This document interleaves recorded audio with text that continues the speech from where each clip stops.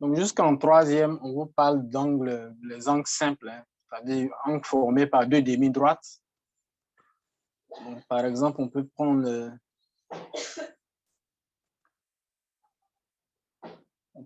ce point, cet angle-là. Donc, ici, on a un point A, ici, on a un point B. Donc là, on a ce qu'on appelle la demi-droite qui a pour origine. Je ne sais pas si tu t'en souviens. C'est la quoi? La demi-droite. La demi-droite. Qui a pour origine O et qui passe par A. Est-ce que tu t'en souviens? Et puis là, on a quelle demi-droite? La demi-droite qui passe par B. Qui a pour origine O et qui passe par B. Donc, on fait un crochet au niveau de O et puis on fait une parenthèse, on ferme une parenthèse en fait au niveau de B. Et puis, donc, les deux demi-droites là forment ce qu'on appelle l'angle AOB dans les classes passées. Donc, cet angle-là, dans les classes passées, on l'a appelé l'angle AOB.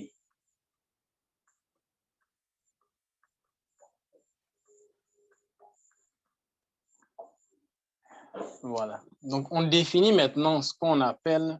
Donc, voilà ce qu'on a vu un peu. Donc, l'angle AOB est délimité par deux demi-droites d'origine O. D'accord. Deux demi-droites de la même qui ont pour origine O. Alors, l'angle AOB aussi, on appelait ça aussi BOA. Ça veut dire la même chose. Donc, O est le sommet. Donc, voilà ce qu'on fait dans les classes avant d'arriver au second cycle. Maintenant, on s'est rendu compte qu'il y a... Quand on prend l'angle AOB, là... Oh, merde.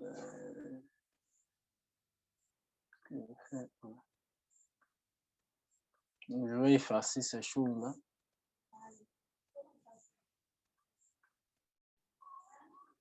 Donc, on peut prendre quelqu'un ici.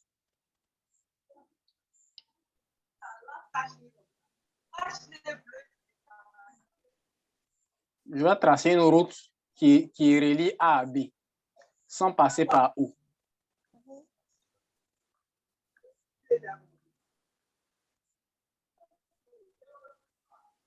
Monsieur. J'ai fait un peu de n'importe quoi. Oui. Oui, allô? Monsieur, ma soeur dit qu'elle vous salue. Ah, d'accord, je la salue. Voilà. Donc, entre A et B, il y a deux sens de parcours. Soit je suis en A. Allô? Oui, allô? Voilà. Soit je suis en A et je vais partir en B. Dans ce cas, j'utilise ce sens de parcours là. Je suis en A, je ne veux pas passer par O. Je suis en A, je vais venir à B. D'accord? C'est-à-dire, donc, j'utilise le sens que j'ai tracé là pour aller de A vers B. Donc, ça, c'est pour aller de A vers B. Maintenant, si je vais aller de B vers A, je vais utiliser un autre sens. D'accord? Cette fois-ci, je vais aller dans l'autre sens. Ça sera pour me déplacer de B vers A. D'accord? Donc, il y a deux sens. Il y a un premier sens qui est le même sens que le sens de A vers B. Là. Le sens de A vers B, c'est le même sens que le sens des aiguilles d'une montre. Tu ne vois pas les aiguilles d'une montre, là, ça tourne de la même manière que de A vers B. Là. Monsieur. Voilà. Et puis, l'autre, de B vers A, ça tourne dans le sens contraire des aiguilles d'une montre. Donc, le sens de B vers A, là, on va le noter plus. Et puis, le sens des aiguilles d'une montre, on va le noter moins. Est-ce que tu me suis? Les deux sens de déplacement. Oui, oui. Deux sens de déplacement. Donc, le sens de A vers B, là, c'est le sens des aiguilles d'une montre. Ça, c'est le sens qu'on note moins. Et puis, l'autre, donc, le sens de la montre sera le sens négatif. Et puis, le sens contraire de la montre sera le sens positif. Donc, déjà, il faut se fixer. Il faut que ça soit fixé dans ta tête. Bien. Maintenant, revenons un peu à... Donc, revenons à cette histoire de A vers B.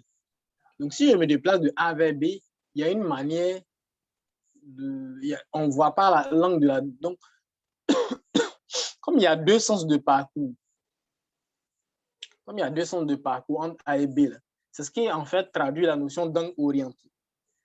Donc, on voit l'angle A ou B, on le voit comment? Dans le sens A vers B ou bien dans le sens B vers A. Donc, si c'est dans le sens A vers B, voilà comment on va représenter l'angle A ou B.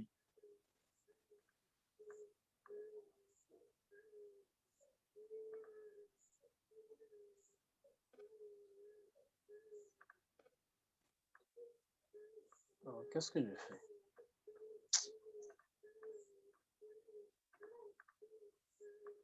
Donc, on ne fait pas un simple A comme ça pour représenter l'angle. On insiste sur le sens de parcours. Donc, ici, par exemple, si on représente l'angle de cette façon, il y a une manière de... On ne va pas l'appeler A ou B simplement. Il y a une manière de noter l'angle si on s'intéresse à ce sens de parcours, c'est-à-dire de A vers B. Et puis, il y aura une manière de nommer l'angle si on s'intéresse à l'autre sens. Donc, si on s'intéresse au premier sens, est-ce qu'elle m'écoute? Oui, monsieur. Donc, si on s'intéresse au premier sens, bon, voilà comment ça se note. Donc, on travaille toujours avec ces deux vecteurs-là. Le vecteur OA et puis le vecteur OB. Je rappelle que l'angle là est formé par les deux demi-droites là. La demi-droite d'origine O et qui passe par A et la demi-droite d'origine O et qui passe par B. O par B.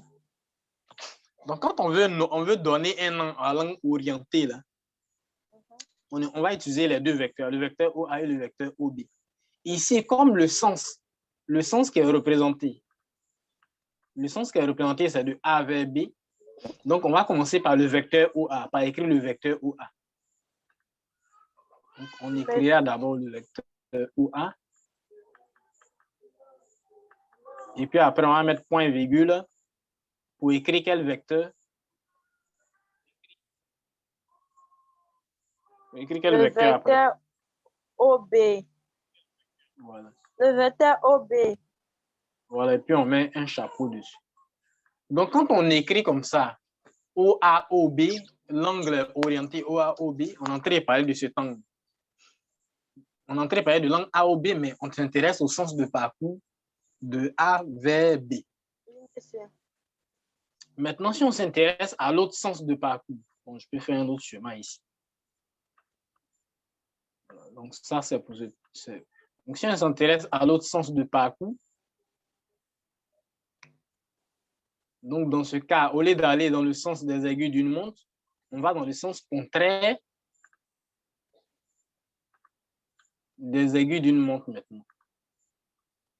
Bon, ce sont des conventions, hein, c'est ce sens-là que les mathématiciens ont choisi d'appeler le sens positif. Voilà, donc ils se sont assis et puis ils ont, je ne sais pas comment vous appelez ça. Ils ont décidé ensemble d'appeler ce sens-là le sens positif. C'est ce qu'on appelle des conventions, en fait. C'est comme en Côte d'Ivoire, ici, les gens se sont assis et puis ils ont décidé que la priorité serait à droite, ce qui n'est pas le cas en Angleterre. Donc voilà un peu, en fait. Donc il y avait deux sens de parcours dans l'angle, ils ont choisi de prendre un qui sera positif et puis un qui sera négatif. Donc par exemple, si on oriente l'angle de cette façon, cette fois-ci, tu vois qu'on va de B vers A. Donc pour donner un nom à l'angle, on va commencer par quel vecteur? Je rappelle que ce sont ces deux vecteurs-là qu'il faut utiliser. Monsieur, Voilà. Donc, c'est quel vecteur on va écrire d'abord? le vecteur. Le Quel vecteur? vecteur OA. On va écrire OA et puis quoi après? Le vecteur OB.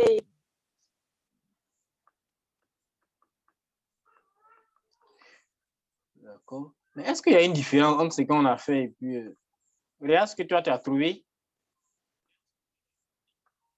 et puis regarde ce qu'on avait trouvé au début. Au début, on se déplaçait de A vers B.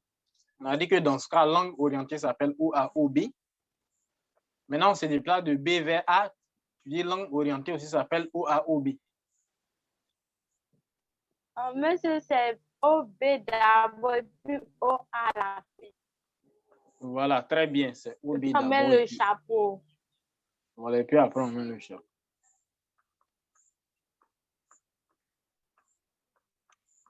Voilà. Et puis, on met le chapeau. Donc, ça, c'est ce qu'on fait un peu en seconde pour que les élèves comprennent un peu cette affaire de langue orientée là. Qu'est-ce que ça veut dire concrètement? Voilà, on fait un peu ça en seconde, mais bon. Bon, je ne rentre pas dans tous les détails avec les définitions compliquées. Bon, on n'a pas besoin de tout ça. Il faut que tu comprennes un peu comment la chose fonctionne. Bon, ce que je vais faire, je vais te donner deux angles orientés. Tu vas me donner leur nom. Je vais effacer tout ça et puis je vais placer deux angles orientés. Tu vas me donner leur nom.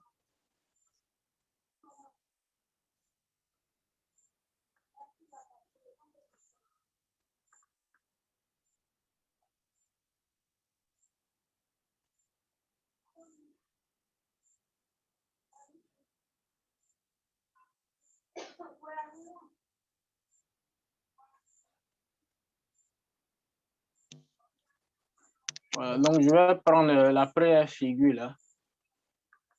Donc, figure 1.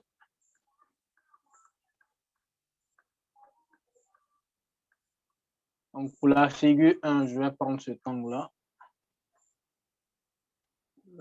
Donc, là.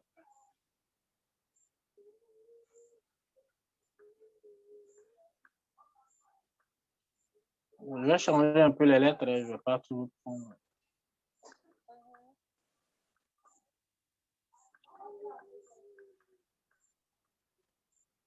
Donc, là, tu me donnes le nom de langue.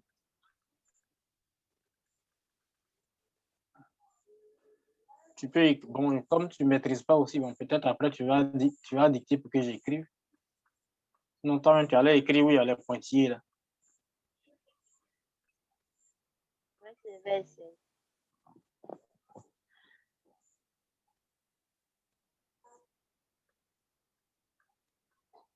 Mais Non, moi, je sais pas pourquoi ça soit gros. Je vais te donner du temps pour réfléchir après.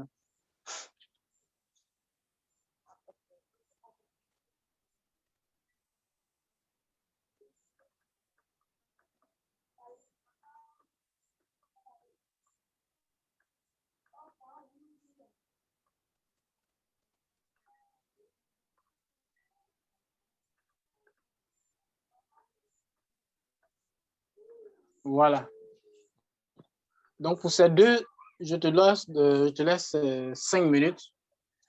Je vais essayer de regarder, trouver le nom de ces deux angles orientés. Bon, il est 20h24, je viens à 20h29. Ok.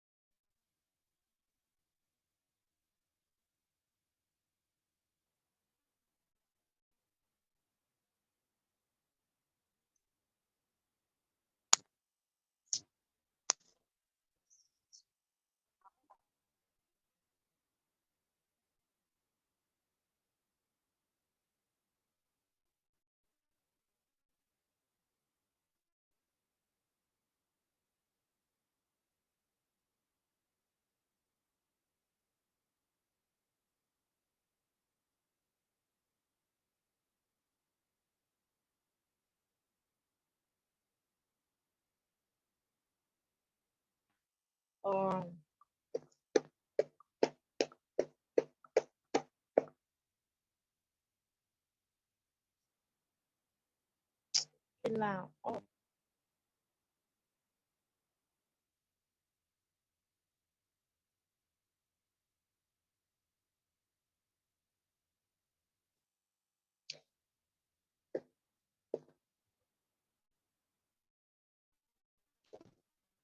ça.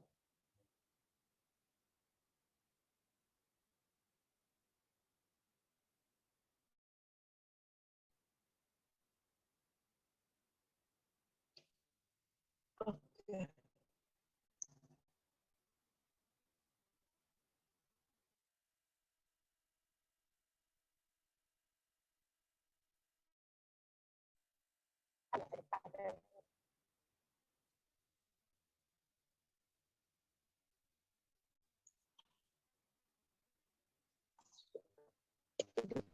Là, donc, F,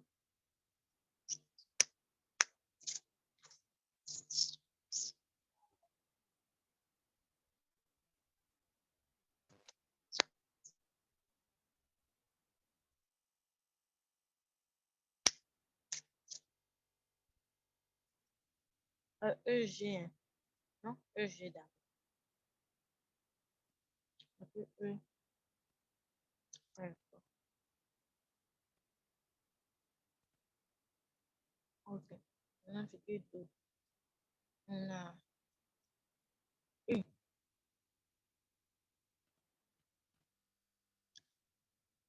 Par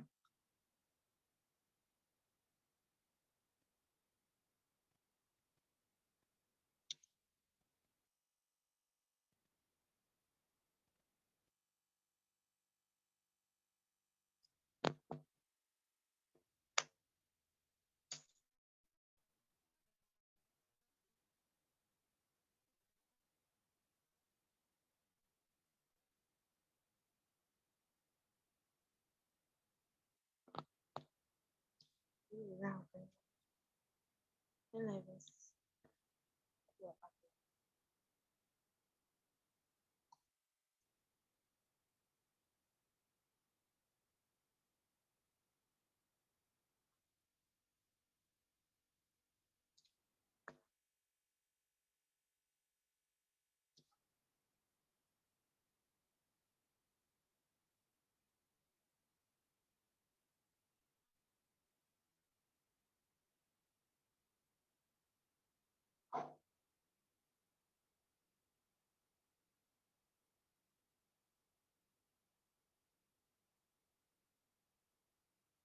Allô? Allô? Allô? Allô, monsieur? Oui, tu as pu trouver? Oui, allô? Oui, pour le premier angle, tu as trouvé quoi? Monsieur, pour la première, Oui, j'ai trouvé, oui, comme ça va de G à F, j'ai fait E, oui, G, vecteur E, G. oui. Oui, continue. Ensuite, c'est point virgule. Oui, point Et virgule. puis, vecteur E, F, Mhm, vecteur E, F. mhm, Maintenant, avec chapeau, monsieur, mhm. Bon, et on puis fait des la parenthèses. parenthèse. Ok, c'est bon. La deuxième figure. Vecteur IK, Mhm, mhm, point virgule, vecteur IJ. mhm. Chapeau, et puis on met les parenthèses. Ok, c'est bon. Ça fait 10 sur 10. Merci, monsieur. Tu fais pas un bon pour toi, hein?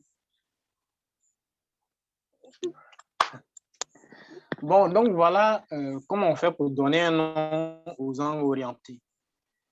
Maintenant, les angles orientés ont leur mesure. Bon. en chose, comment on appelle ça? Au premier cycle, les mesures qu'on donne là, on les donne en degrés. Par exemple, 30 degrés, 45 degrés. Donc, les angles orientés, les mesures, on les donne en fonction de pi. En fonction de pi, au fait. Qu'est-ce que ça veut dire?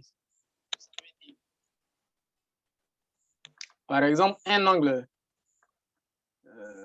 prenons l'angle de départ, là, on avait dit quoi? Donc, par exemple, celui-là. EJ. Bon, je vais prendre la même. Donc, par exemple, celui-là.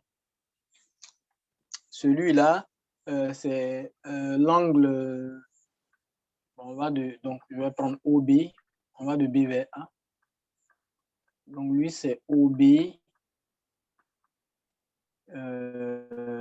OA.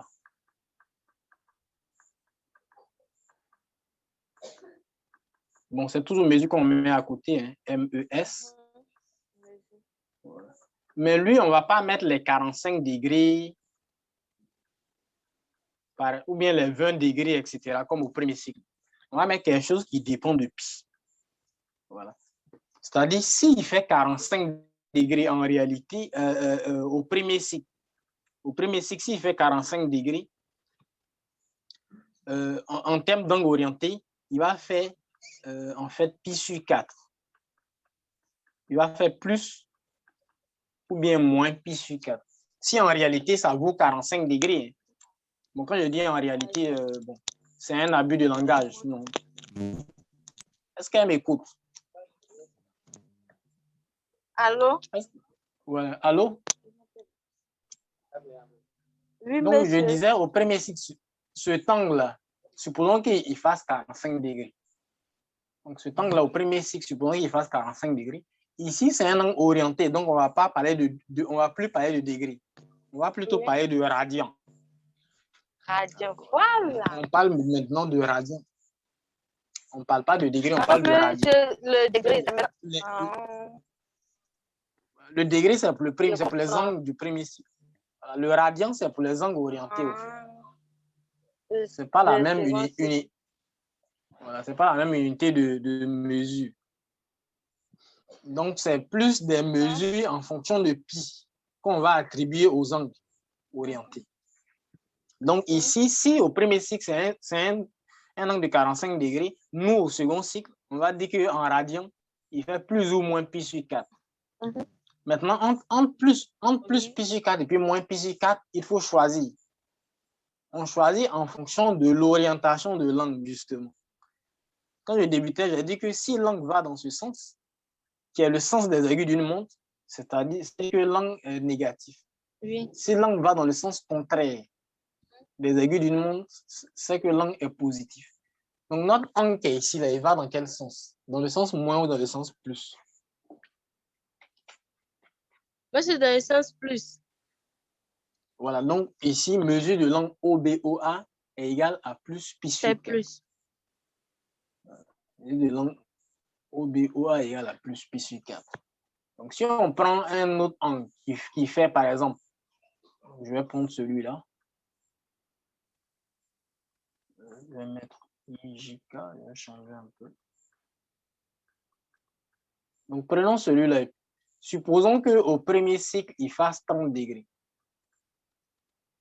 30 degrés. Alors, si au premier cycle, il fait 30 degrés, nous, en termes d'angle orienté, là, c'est-à-dire en termes de radian, ça va de quoi avec quoi? De K. Donc, IJ, IK. IK. Bon, avec chapeau dessus. Donc, s'il fait en réalité 30 degrés au premier cycle, chez nous, en termes de radian, on va dire qu'il fait plus ou moins pi sur 6. Oui. D'accord? Et on va regarder il est moins pi sur 6 ou bien il est plus sur 6. Donc, on va regarder dans quel sens il évolue. Est-ce que c'est dans le sens des aiguilles? Oui. Mais monsieur, j'ai mis 2 flèches. C'est 2 flèches que vous avez mis. La première flèche, c'était pour indiquer juste les 30 degrés. C'est pas ça qu'il faut regarder. Ah, ok. Bon, je vais l'effacer. Donc ici, est-ce qu'il vaut moins pi sur 6 ou bien il vaut plus pi sur 6? Donc on regarde maintenant son sens, son orientation. Monsieur. Est-ce qu'il est dans le sens moins ou bien dans le sens plus? Monsieur moins. Il est dans le sens moins. J'espère que tu n'as pas fait ça par chose par hasard. Il est dans le sens moins parce que c'est le sens des aiguilles d'une montre. Le sens des aiguilles d'une montre, c'est le sens moins. Si un angle est orienté dans le sens des aiguilles d'une montre, c'est que c'est un angle négatif. Maintenant, s'il est orienté dans le sens contraire des aiguilles d'une montre, c'est un angle positif. Donc, c'est très important de regarder ça. Maintenant, pourquoi j'ai dit que si au premier cycle, il fait 30 degrés, c'est que c'est un angle qui fait plus ou moins pi sur 6. Et puis, pourquoi j'ai dit que s'il fait 45 degrés, c'est que c'est un angle qui fait plus ou moins pi sur 4 en termes de radian. Je sais pas, tu n'as pas posé cette question. Oui.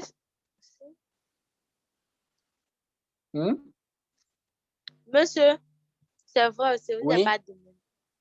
Monsieur, vous n'avez pas demandé. En fait, il y a un coefficient de proportionnalité qui nous permet de passer d'une mesure en degrés à une mesure en radian.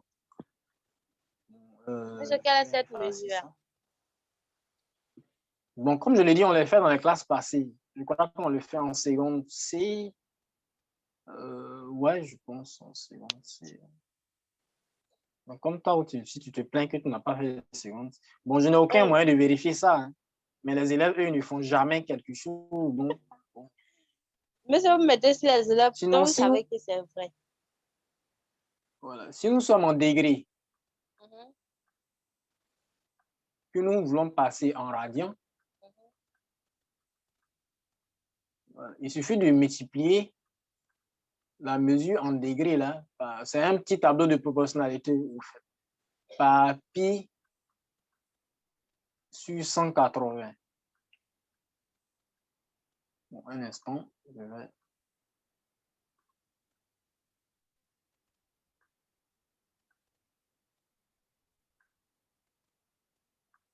Par pi sur 180.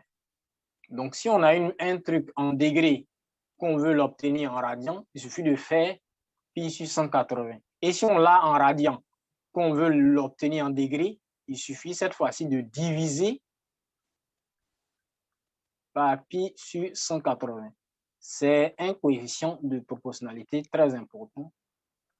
Il faut connaître. Si on le veut au radian, on le multiplie par pi 680.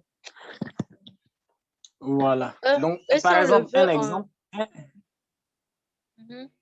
en degrés. Donc, par exemple, je vais prendre 60 degrés. Donc, moi, j'ai 60 degrés. Je veux voir son équivalent en radian. Donc, je fais 60 fois pi sur 180. C'est tout. D'accord? Bon, en général, on s'arrange pour avoir des fractions irréductibles. Donc, 60 fois pi sur 180, c'est comme si j'avais en bas ici 60 sur 1. D'accord? Donc, ça fait 60 pi sur 180. D'accord? Est-ce que tu me suis? Oui, monsieur. Bon, 60 sur 180. Après simplification, ça va me donner pi sur 3. C'est-à-dire, je simplifie par 60. Oui. Donc, si je simplifie par 60, après, ça va me donner pi sur 3. Donc, l'équivalent de 60 degrés, c'est pi sur 3 radians. Pi sur 3 radians. Oui. Voilà, donc ça, c'est un exemple. C'est-à-dire, si j'ai un angle orienté qui fait 60 degrés, c'est-à-dire qu'il est égal à plus ou moins pi sur 3. Maintenant, je vais voir en fonction de son sens, est-ce que c'est plus, je vais choisir, ou bien est-ce que c'est moins, je vais choisir. Ainsi de suite. Si j'ai 45 degrés, je fais la même chose. D'accord? Ainsi de suite, quoi. Je fais 45 fois pi sur 180. Et puis après, je simplifie pour avoir quelque chose d'un peu plus intéressant. Donc, ça va faire 45 sur 180 pi. Donc là aussi, après simplification, je vais trouver pi sur 4. Voilà. Donc voilà un peu comment on fait pour trouver ces choses. Mais avec l'habitude, ça va venir. Donc tu... Allô? Oui, allô? Donc tu te déconnectes et puis tu te reconnectes avec le même code.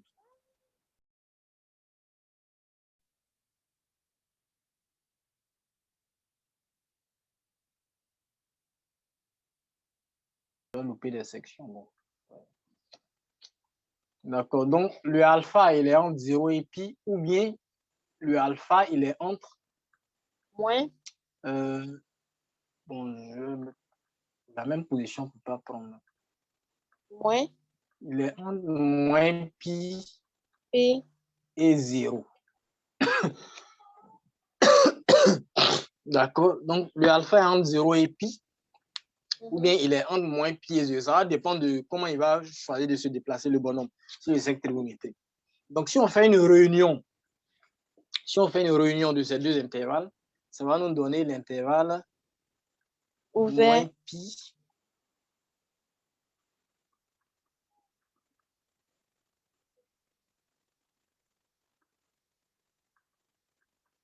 Si on fait une réunion de ces deux intervalles, ça va nous donner l'intervalle ouvert en moins pi, fermé En pi. pi.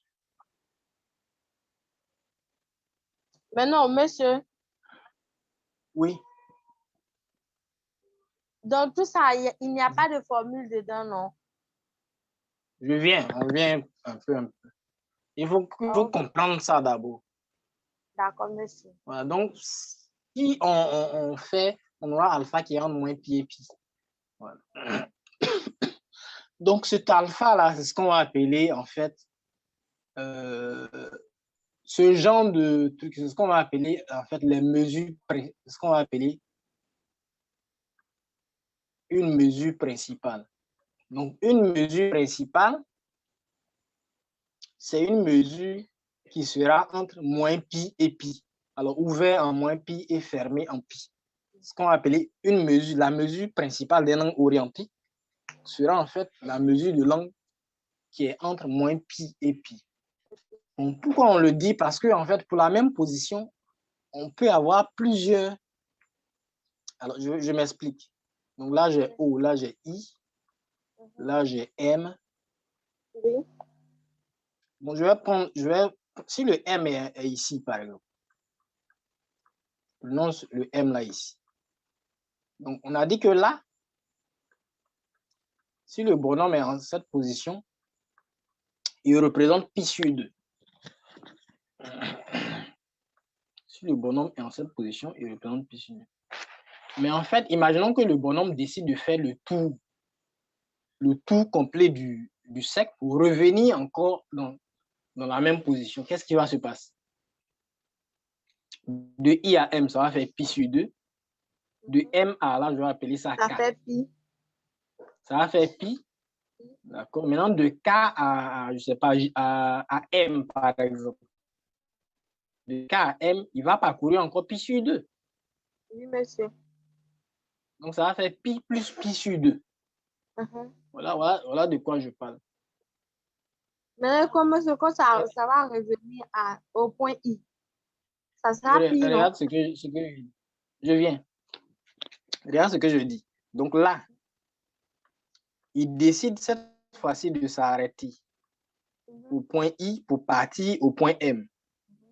Mais il ne veut pas aller au point M directement. Il veut faire le tour complet pour revenir. Donc là, il ne va pas faire ce que j'avais fait. Il va faire ça. Arrivé au point M, au lieu de s'arrêter, il continue. Il va au point K. Arrivé au point K, il continue. Il va au point M. Bon, je vais donner un autre. Il y a déjà M dedans, je vais donner un autre. Monsieur B. D'accord, B par exemple. En fait, lui, ce bonhomme que je suis en train de dessiner, lui, il aime se fatiguer. Voilà. Il va faire B. Arrivé en B, il va faire I. Mais arrivé en I, il n'est toujours pas arrivé parce qu'on lui a dit d'aller en M. Au point M. Voilà. Donc, il va repartir encore jusqu'à... Et puis maintenant, il va s'arrêter au point M. Lui, il veut faire le tout. C'est comme si on te disait d'aller... Je ne sais même pas quel exemple je vais prendre. Je ne connais pas ton À quartier. la boutique. C'est comme si on te disait d'aller à la boutique. À la boutique. Au lieu d'aller directement à la boutique, tu dépasses la boutique, tu vas ailleurs et puis tu retournes sur tes pas. Et moi, me promener. Voilà, pour revenir. Donc, tu es en train de faire un grand tour. Tu fais un grand tour bête. Tu ne vas pas directement de la maison à la boutique. Tu fais un grand tour bête pour revenir encore sur tes pas. Donc, c'est ce que ce gars est en train de faire. Donc, si ce gars fait ça, quand il démarre en I, arrivé en M, il a fait pi sur 2, mais au lieu d'aller acheter ce qu'on lui a dit d'acheter en M pour partir, il préfère aller se promener chez ses amis. Donc, il dépasse M et il arrive en K. Arrivé en K, ça fait pi. Arrivé en B, ça fait 3 pi sur 2. En fait, ça. Puisque chaque morceau correspond à pi sur 2, au fait. Tu vois, quand on fait le cercle, il y a 4 petits morceaux dedans. Merci. Chaque petit morceau, c'est pi sur 2. Donc, si tu fais premier morceau, ça fait pi sur 2. Tu arrives en M, au lieu de t'arrêter, tu continues. Arrivé en K, tu as fait 2 morceaux, donc ça fait 2 pi sur 2. Arrivé en B, tu as fait 3 morceaux, 3 pi sur 2. Arrivé en I, ça te fait 4 morceaux, donc ça fait 4 pi sur 2. Et puisque tu n'es pas encore arrivé, tu vas continuer encore en M. Donc finalement, tu auras fait 5 pi sur 2. Oui, monsieur. Donc finalement, ça va te faire 5 pi sur 2. Donc ça veut dire que la position de M là, correspond aussi à 5 pi sur 2. La même position là, correspond à pi sur 2. La même correspond aussi à 5 pi sur 2. Et tiens-toi bien, le gars là, il y a un gars même qui est plus fou que lui. Lui, au lieu d'aller directement, il peut choisir d'aller dans le sens inverse. Donc, ce gars-là, lui, voilà, lui, il peut passer en bas. Donc, en I, il est en I, au lieu d'aller directement, il va vouloir passer par B. Donc, il passe en bas ici. Ça lui fait moins pi sur 2, arrivé en B. Voilà. Il continue en K, ça lui fait moins 2 pi sur 2. Voilà. Et puis, il arrive en M. Enfin, ça lui fait moins 3 pi sur 2. Voilà. Donc, tu vois que la même position là, en fonction du déplacement de ce gars, ça correspond à moins 3 pi sur 2. Ça correspond à 5 pi sur 2. Bon, celui qui veut aller directement, ça lui fait pi sur 2, ainsi de suite. Donc, il faut bien choisir, puisque la même position correspond à plusieurs alphas, au fait. La même position correspond à plusieurs alphas. Bon, là, c'est 3 alphas seulement que j'ai donné. Mais tu peux trouver un gars qui va faire 5 fois. Tu vas faire 5 fois le tour pour venir tomber sur le point M. Donc, lui aussi, il va trouver, c'est autre chose qu'on va trouver pour lui. Donc, dans les calculs, on a besoin de retenir un seul pour faire les calculs. Après, dans la suite du cours, on a besoin de retenir une seule mesure pour faire les calculs pour la position M. Donc, la mesure la plus petite, c'est-à-dire que la plus courte, là, c'est pi sur 2. C'est-à-dire ce qui est plus facile à manipuler, c'est pi sur 2. Au lieu de manipuler 5 pi sur 2 ou bien moins 3 pi sur 2, c'est plus intéressant de manipuler pi sur 2. Donc, pi sur 2 sera en fait la mesure principale de l'angle orienté OI, OM. C'est-à-dire ça sera la mesure qui est en radian, en termes de radian, ça sera ce qui est dans l'intervalle moins pi, pi. Parce que tout le reste que j'ai trouvé, ce n'est pas dans l'intervalle moins pi, pi. Ce n'est pas entre moins pi et pi, pi. Donc, eux, ce ne sont pas des mesures principales. Vous allez voir que dans les cours, est-ce qu'elle m'écoute? Oui, monsieur. Donc, dans les exercices, on va vous donner des exercices, on va vous dire qu'il y a un angle orienté là-bas qui fait... il y a un angle orienté là-bas qui fait, par exemple, je ne sais pas moi, 3 pi sur 2. Il y a un angle orienté là-bas qui fait 3 pi sur 2. Donc, il faut trouver quelle est sa mesure principale. C'est-à-dire 3 pi sur 2, là, ça correspond à quel alpha qui est entre moins pi et pi. On va te demander ça. Par exemple, ici, avec l'exemple qu'on a fait, 5 pi sur 2, ça correspond à pi sur 2. Oui, monsieur. Voilà, 5 pi sur 2, c'est la même position que pi sur 2. Moins 3 pi sur 2, c'est la même position que pi sur 2. Donc, on peut te demander 3 pi sur 2, là, ça correspond à qui dans l'intervalle moins pi pi. Parce que 3 pi sur 2, ce n'est pas dans l'intervalle. Ce n'est pas une mesure principale. En fait, il faut remarquer que les mesures principales, le numérateur est plus petit que le dénominateur. Il faut remarquer ça. Le numérateur est plus petit que le dénominateur. Par exemple, pi sur 4, c'est une mesure principale. Au numérateur, on a 1. Au dénominateur, on a 4. Oui. Est-ce que tu vois? Oui, quand on ne met rien, ça veut dire que c'est 1 fois pi qui est. Quand on écrit pi sur 4, ça veut dire qu'en haut, il y a 1 fois pi. Regarde, entre 1 et pi 4, là, qui est plus. On a 1 qui est plus petit que 4. Oui. Donc, pi sur 4 est une mesure principale. Si on prend 3 pi sur 4, on remarque que 3 est plus petit que 4. Voilà, donc c'est une mesure principale. Même s'il y a moins dessus, ce n'est pas grave. Même moins 3 pi sur 4. Même s'il y a moins dessus, ce n'est pas grave. Ce qui est en haut est plus petit que ce qui est en bas. Donc, c'est une mesure principale.